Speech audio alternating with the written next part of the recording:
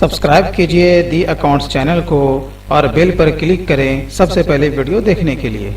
Hello everyone, मैं आपका दोस्त शफी अहमद और आप देख रहे हैं हमारा यूट्यूब चैनल दी अकाउंट्स। दोस्तों, आज का हमारा टॉपिक है टीडीएस। टीडीएस क्या है, क्यों है, किसके लिए है, आज हम लोग इसके बारे में पूरी जानकारी हासिल करने वाले हैं। इसलिए दोस्तों, पूरी जानकारी के लिए आप वीडियो को एंड तक आप ज़रूर देखते रहें। दोस्तों, वीडियो देखने के बाद अगर आपको अच्छा लगे तो कम से कम अब इसे लाइक करना ना भूलिएगा और अपने दोस्तों को शेयर करना भी ना भूलिएगा। तो चलिए दोस्तों, बिना बात को ज़ाय किए हम लोग आज का वीडियो शुरू करते हैं। तो टीडीएस पे चर्चा करने से पहले सबसे पहले हम लोग ये समझते हैं कि टैक्स क्या होता है और ये कितने तरह का होता है। जैसा कि हम सभी जानते हैं कि टैक्स वो अमाउंट होता है जो कि सरकार के द्वारा वसूल किया जाता है, क्योंकि सरकार के पास अपना कुछ इनकम तो है नहीं। जब तक वो जनता से वसूल नहीं करेगी तो वो खुद का खर्चा प्लस से जो कि जनता के ऊपर जो होता है, जितने भी खर्चे होते हैं वो कहाँ से वो लाएगी। ठीक है, तो इसका माने टैक्स सरकार के द्वारा वसूल किया जाता है। तो किससे वसूल किया जाता है? तो भाई जनता से, पब्लिक से, जितनी भी कंपनी है उससे वसूल किया जाता है। इसलिए सरकार जो है वो टैक्स दो तरीके से वसूल करती है। आपको यहाँ पर स्क्रीन पर दिख रहा होगा। पहला क्या होता है? डायरेक्ट टैक्स, और दूसरा होता है इनडायरेक्ट टैक्स। क्योंकि आज का जो हमारा टॉपिक है वो डायरेक्ट टैक्स से ही संबंधित है, तो हम लोग इसके बारे में डिटेल में जानेंगे। पहले मैं आपको बता देता हूँ कि इनडायरेक्ट टैक्स क्या होता है। देखिए, इनडायरेक्ट टैक्स क्या होता है कि जो कि हर एक जनता इसे पे करती है। आप कोई भी सामान खरीदते हो या कोई भी सर्विस अगर आप परचेस करते हो तो उसमें हम जो अमाउंट देते हैं उसमें हमारा क्या होता है? टैक्स इंक्लूड होता है, बराबर है। तो ये हर एक जनता पे करती है। तो ये कहाँ हम लोग पे करते हैं? तो सीधी सी बात है, हम लोग सरकार को ही पे करते हैं। तो इसलिए हम लोग से क्या बोलते हैं? इनडायरेक्ट टैक्स से बोलते हैं, जिसमें आपका जीएसटी आता है। क्लियर है? अब हम लोग जानते हैं डायरेक्ट टैक्स के बारे में। डायरेक्ट टैक्स किसे कहते हैं? इसमें क्या होता है कि हर एक जनता इसमें नहीं आती है। इसमें वही आता है जो कि पैसा कमाता है, यानी कि डायरेक्ट टैक्स इनकम पे किया जाता है। क्लियर है? जैसे मान के चलो कि अगर हम जो भी पैसा कमाते हैं, अगर हम इंडिविजुअल हैं, जैसे कि आपको पता है, मैं आपको इसी वीडियो में बताऊंगा कि इसके इनकम टैक्स का स्लैब भी क्या बोलता है।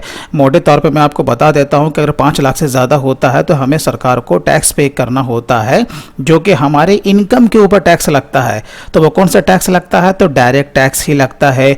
तो जो भी कंपनीज होती है उनका टैक्स का रूल अलग होता है, तो वो भी क्या करते हैं? अपने इनकम पे टैक्स पे करते हैं ना, तो वो डायरेक्ट टैक्स के अंतर्गत आता है। इसलिए डायरेक्ट टैक्स के अंतर्गत क्या क्या आता है? आपका टीडीएस आता है, जो कि आज का हमारा टॉपिक है, और दूसरा हमारा क्या आता है? इनकम टैक्स, बराबर है। तो हम लोग इसके बारे में डिटेल में हम लोग जानने वाले हैं। इसलिए दोस्तों, आप वीडियो की स्किप ना कीजिए। पूरी जानकारी के लिए आप वीडियो के एंड तक आप जरूर देखते रहें। तो चलिए हम लोग और भी आगे जानते हैं।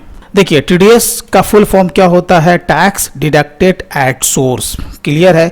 इसका क्या माने होता है? अगर मैं इसे अपने अंदाज में अगर मैं आपको समझाऊं, टैक्स डिडक्टेड एट सोर्स, इसका मतलब ये होता है कि सोर्स पे ही हमें टैक्स को क्या करना है? काट लेना है। क्योंकि टीडीएस का मामला ऐसा होता है कि टीडीएस चार्ट के मुताबिक, जो कि मैं अभी आपको बताऊंगा, टीडीएस चार्ट बोलें या टीडीएस का रेट बोले, उसके अंतर्गत जो भी हम सर्विस बाय करते हैं, अगर उसके लिमिट को टच कर जाता है तो हमें पेमेंट करने से पहले ही उस पार्टी का टैक्स काट लेना है और सरकारी खजाने में जमा कर देना है। ऐसा नहीं है कि बिल आएगा, बिल को हम रिसीव करेंगे, पहले उसका बुकिंग कर लेंगे, फिर बाद में हम अपने पार्टी को पेमेंट कर देंगे, फिर बाद में हम उसका टीडीएस काटेंगे। ऐसा नहीं है।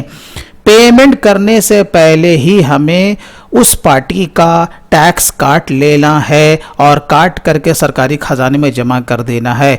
तभी तो कहलाया टैक्स डिडक्टेड एट सोर्स, यानी कि सोर्स पे ही हमने टैक्स को काट लिया। उसके बाद हमें क्या करना है? जिस भी पार्टी का जितना बनता है हम उसको पेमेंट करेंगे। तो टीडीएस का मामला ऐसा होता है। क्लियर है? चलिए हम लोग और आगे चलते हैं। अभी आपने इसे जस्ट पहले देखा, मैंने आपको बताया था कि डायरेक्ट टैक्स में आपका दो चीज़ें आती हैं, एक आता है टीडीएस और दूसरा आता है आपका इनकम टैक्स, बराबर ना। तो ठीक उसी तरीके से टीडीएस में भी दो तरीके से काम किया जाता है, एक टीडीएस फॉर एम्प्लॉय और दूसरा टीडीएस फॉर नॉन एम्प्लॉय। जो टीडीएस फॉर जो एम्प्लॉय होता है इसके लिए आपको इनकम टैक्स के बारे में जानना बहुत ही इंपॉर्टेंट है, जो कि मैं अभी आपको बताऊंगा। और टीडीएस फॉर नॉन एम्प्लॉय के लिए टीडीएस चार्ट यानी कि जो टीडीएस का रेट है उसके बारे में आपको जानना बहुत ही इंपॉर्टेंट है। क्लियर है? यानी कि टीडीएस में दो तरीके से काम किया जाता है, दोनों को जानना आपके लिए बहुत ही इंपॉर्टेंट है अगर आप टीडीएस के क्षेत्र में आप माहिर बनना चाहते हो। ठीक है, तो चलिए हम लोग आगे चलते हैं। अब देखिए, टीडीएस पे काम करने के लिए आपको टैन की जरूरत पड़ती है। अब बोलोगे टैन क्या होता है? इसका फुल फॉर्म होता है टैक्स असेसमेंट नंबर, जिसे हम लोग टैक्स डिडक्शन नंबर भी कहते हैं। जिस तरीके से जो इनडायरेक्ट टैक्स के अंतर्गत आपका जीएसटी आता है, कहीं पर भी अगर जीएसटी अगर लागू होता है तो उस पार्टी को, उस व्यापारी को जीएसटी का नंबर लेना अनिवार्य है, तभी तो वहां पे जीएसटी का काम होगा ना। तो ठीक उसी तरीके से अगर टीडीएस पे कहीं पर भी काम अगर होता है या वो कंपनी टीडीएस के लिए एलिजिबल हो जाती है तो उसके लिए मोस्ट इंपॉर्टेंट क्या है? वो टैन नंबर लेगी, बराबर है, जिसका फुल फॉर्म आपके स्क्रीन पे है। अब हम जानते हैं कि टैन के लिए कौन एलिजिबल है। मैं आपको बता देता हूं कि प्रत्येक कंपनी, चाहे वो सरकारी हो या गैर सरकारी हो, जो कि टीडीएस चार्ट के अंतर्गत आती है तथा इनकम टैक्स स्लैब के अनुसार वेतन देती है। कहने का ये मतलब है, कोई भी कंपनी हो, कोई भी कंपनी का मतलब आप समझ गए ना, चाहे वो इंडिविजुअल हो, प्राइवेट लिमिटेड हो, कॉर्पोरेट सेक्टर हो, कोई भी हो, हर को टैन नंबर लेना अनिवार्य है। कब? जैसे कि मैंने बताया कि टीडीएस चार्ट, जो कि मैं अभी आपको बताऊंगा, उसके अनुसार कोई सर्विस लेती है, प्लस इनकम टैक्स का जो स्लैब है, यानी 5 लाख से ऊपर अगर कोई आपका वेतन एम्प्लॉय अगर वो लेता है तो आपको पता है कि उसका आपको टैक्स आपको काटना पड़ेगा। यानी कि पे रोल रजिस्टर आपके कंपनी में मेंटेन किया जा रहा है तो फिर आपको टैन हर हाल में लेना पड़ेगा। क्लियर है? चलिए, अब जैसे कि भैया चलो ठीक है, हम तो टैन के लिए एलिजिबल हैं, टैन का नंबर ले लिया, अब उसका फॉर्मेट कैसा होता है ये आपसे क्वेश्चन पूछा जा सकता है। यहाँ देखिए ABCD, यानी कहने का मतलब है 4 जो पहला जो लेटर होगा वो आपका क्या होगा? अल्फ़ाबेटिकल होगा, ABCD। उसके बाद 5 जो होगा 1 2 3 4 5 ये आपका क्या होगा? नंबर में होगा, प्लस लास्ट में क्या होगा? वो अल्फ़ाबेटिकल का आपका लेटर होगा, यानी कि टोटल नंबर ऑफ डिजिट क्या होगा? आपका 10 हो गया। आपको याद रखना है कि ठीक इसी तरीके से आपका पैन कार्ड का भी नंबर होता है, वो भी 10 डिजिट का होता है। मैं आपकी जानकारी के लिए मैं आपको बता दूं, लेकिन उसमें फर्क क्या है कि पहला जो 5 जो होता है वो अल्फाबेटिकल होता है, लेकिन 10 में क्या है? 4 है ना। तो ये आपको ध्यान में रखना है, इंटरव्यू में आपसे ये क्वेश्चन पूछे जा सकते हैं। देखिए, अगर आपके कंपनी में अगर टैन के ऊपर काम होता है तो सबसे पहले आपको इसका जो इनकम टैक्स का स्लैब है उसे जानना बहुत ही ज़रूरी है। दूसरा आपका क्या हो जाता है? टीडीएस चार्ट, यानी ये आपका कवर कर जाएगा टीडीएस फॉर एम्प्लॉय, और टीडीएस चार्ट आपका कवर कर लेगा टीडीएस फॉर नॉन एम्प्लॉय, बराबर है। तो चलिए हम लोग एक एक करके इस पर चर्चा करते हैं। सबसे पहले हम लोग समझते हैं इनकम टैक्स का जो स्लैब है, और मैंने यहाँ पर दिया है जनरल, यानी कि जो कि सीनियर सिटीजन नहीं है। अब इसका देखिए, सबसे पहला आपका स्लैब क्या बोलता है? अप टू 2.5 लाख क्या है? नील है, यानी कोई अगर वेतन भोगी कर्मचारी है, आपके यहाँ से उसको 2.5 लाख की इनकम होती है तो आप उसका क्या करोगे? किसी भी टाइप का टीडीएस नहीं काटोगे, यानी कि वो नील हो गया। फिर दूसरा स्लैब आपका क्या बोलता है? 2.5 लाख से 5 लाख के अगर उसकी टोटल इनकम होती है, कौन सी इनकम? टैक्सेबल इनकम, तो उसके बीच के डिफरेंस का 5%, बराबर है। तीसरा स्लैब आपका क्या बोलता है? अब इसके ऊपर 5 लाख से अगर 10 लाख के बीच के जो डिफरेंसेस होगा, अगर कोई एम्प्लॉय इतना अर्न करता है तो उसके बीच के डिफरेंस का 20%। कहने का ये मतलब है कि भैया अगर किसी का इनकम अगर मान के चलो कि 8 लाख रुपया आती है तो वो 5% भी देगा, प्लस 5 लाख के ऊपर जितना होगा उसका 20% भी देगा, बराबर है। चौथा इसका स्लैब क्या बोलता है? अबव 10 लाख, अगर 10 लाख से ऊपर हो जाता है तो वो कितना देगा? उसके ऊपर का, यानी 10 लाख के ऊपर जितना जाएगा उसका वो 30% देगा। यानी अगर किसी का इनकम 10 लाख से ऊपर जाता है तो वो 5 भी देगा, 20 भी देगा, और प्लस 30% भी वो उसका पे करेगा। क्लियर है।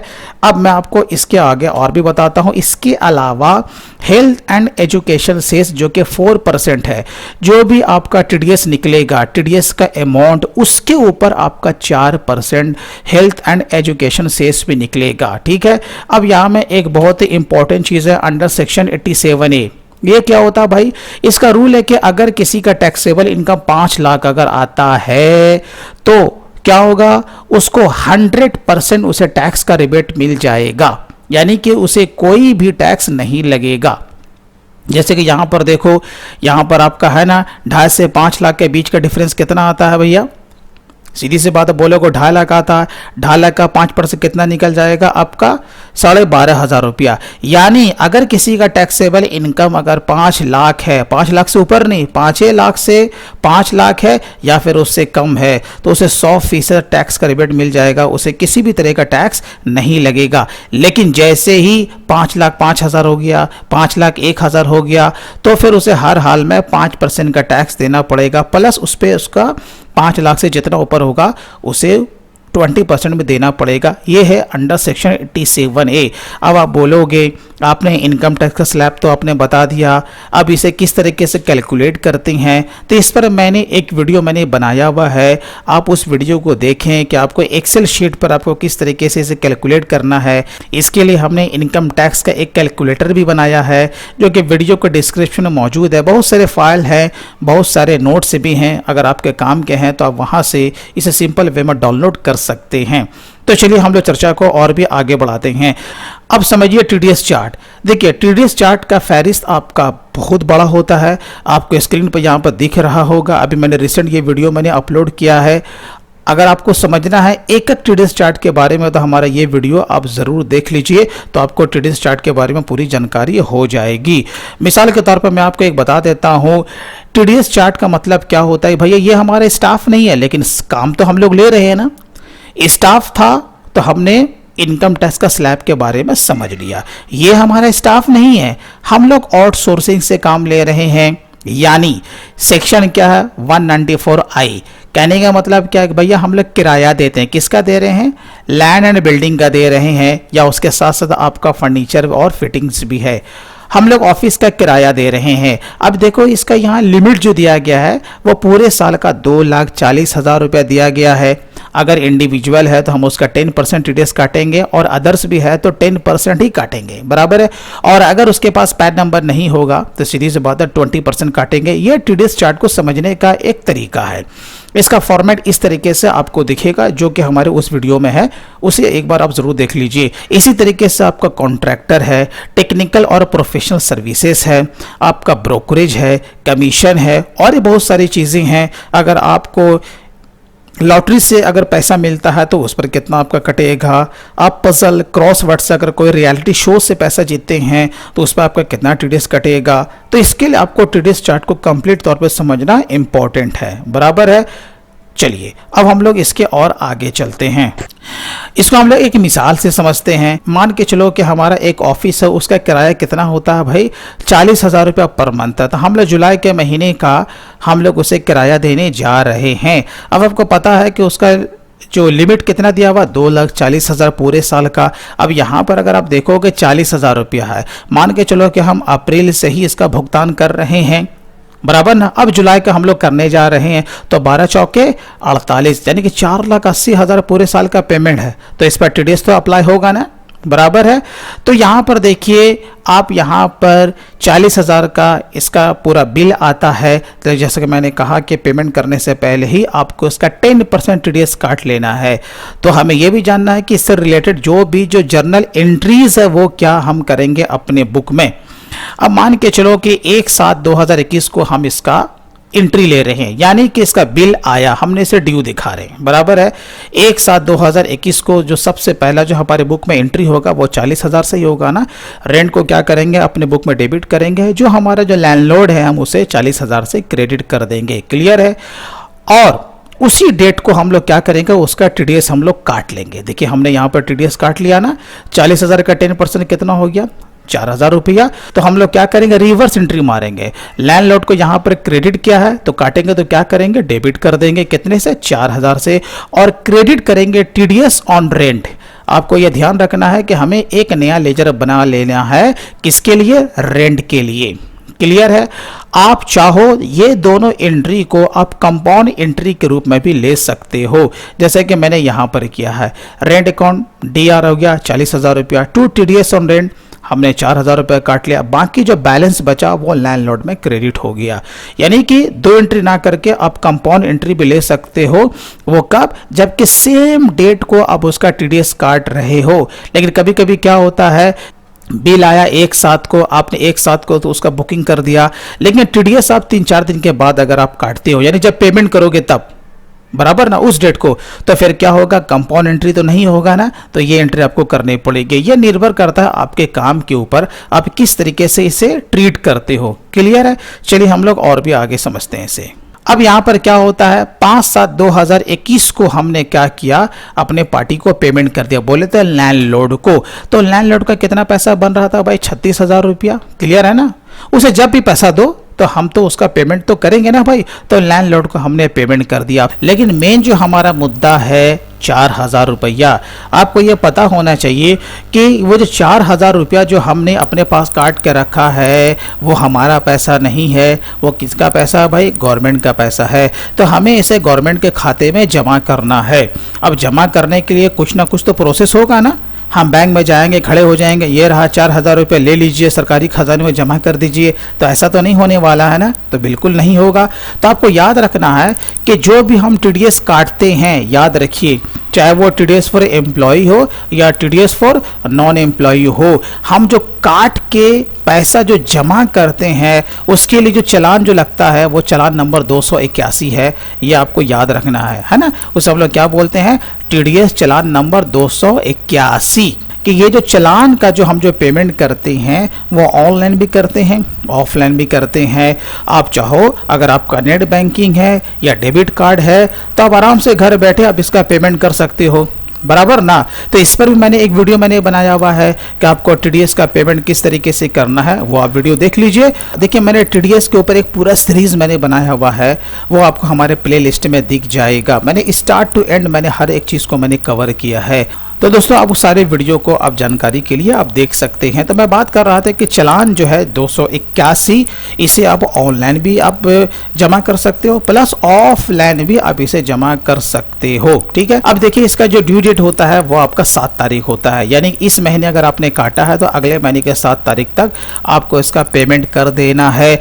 अगर आप उसका पेमेंट नहीं करते हो ड्यू डेट से पहले, अगर बाद में करते हो, तो याद रखिएगा जो भी आपका TDS का अमाउंट है, जैसे कि अभी आपका 4,000 रुपया है ना, तो उस पे आपको क्या होगा, 1.5% का आपका उस पे इंटरेस्ट लग जाएगा, वो भी पर मंथ के हिसाब से। ठीक है। तो चलिए, हमने 6/7/2021 को हमने पेमेंट कर दिया, तब इसकी एंट्री क्या बनेगी?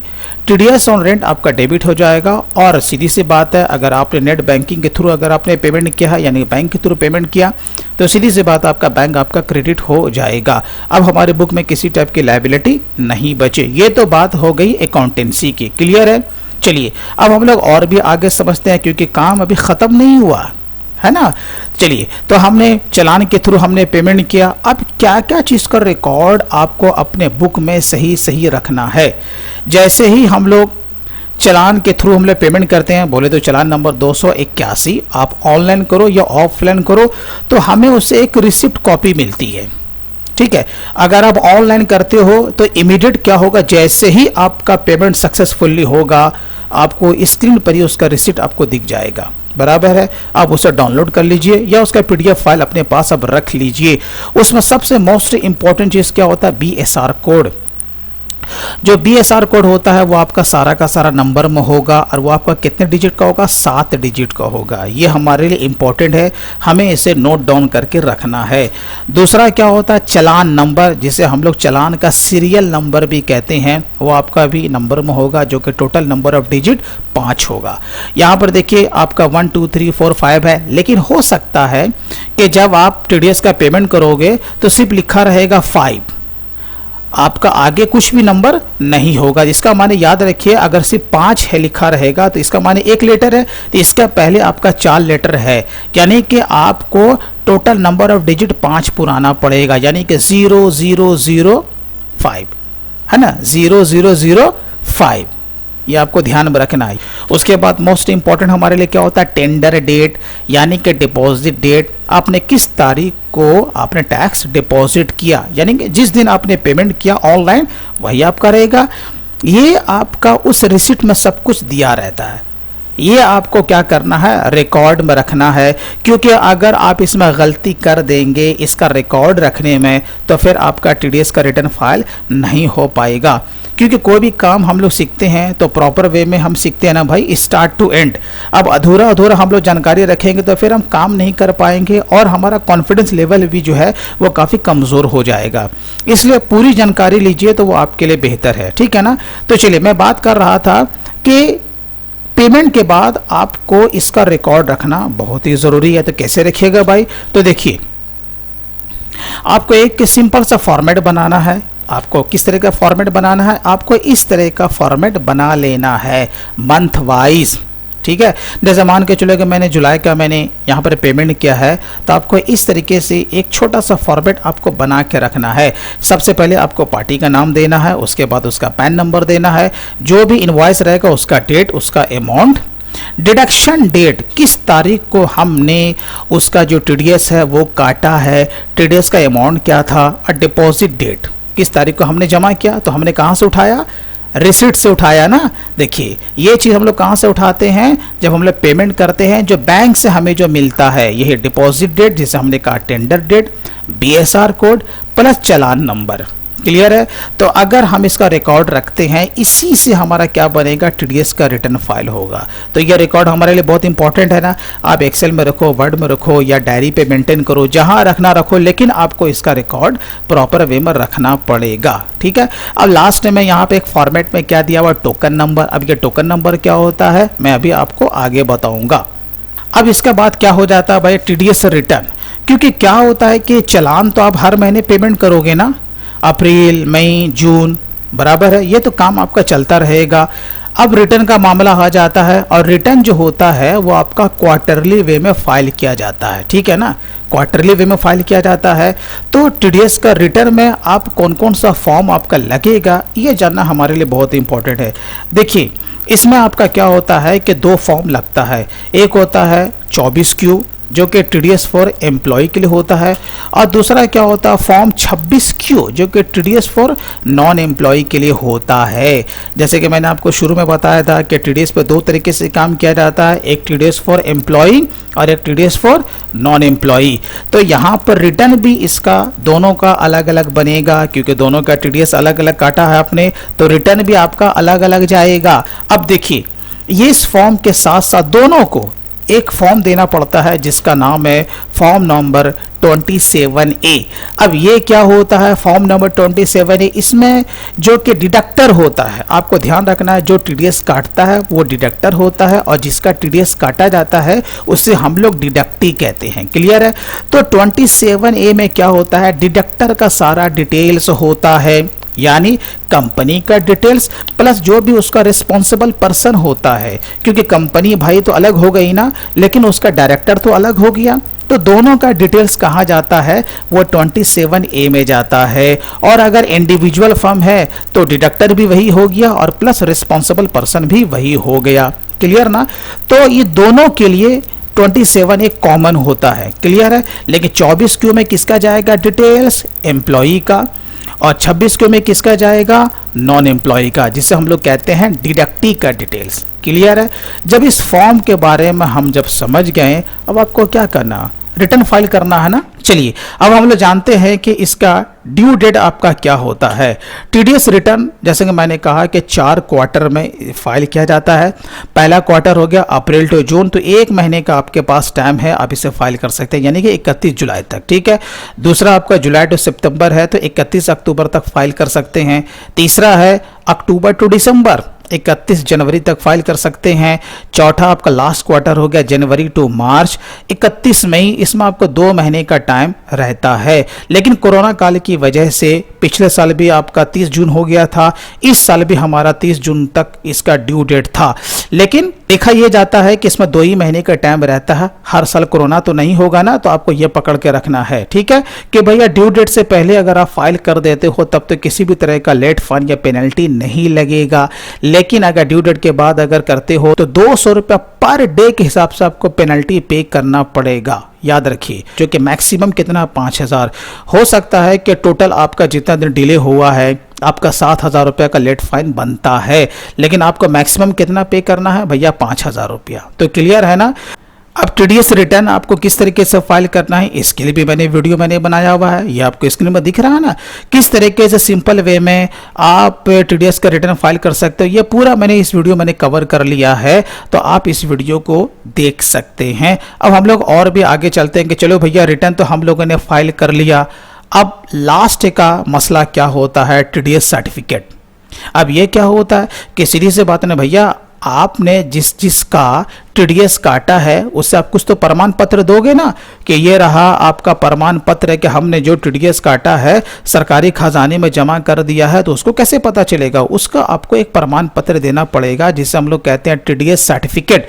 वैसे तो हर डिडक्टी के 26 AS में वो तो दिख ही जाएगा, लेकिन फिर भी आपको क्या करना पड़ेगा, उसे टीडीएस सर्टिफिकेट उसे प्रमाण के रूप में देना पड़ेगा। ये हर डिडक्टर की जिम्मेदारी होती है। अब देखिए, ये जो सर्टिफिकेट भी होता है 2 तरह का होता है। एक क्या होता है फॉर्म 16, ये किसके लिए हो गया, टीडीएस फॉर एम्प्लॉय, और एक हो गया फॉर्म 16A, ये किसके लिए हो गया, टीडीएस फॉर नॉन एम्प्लॉय।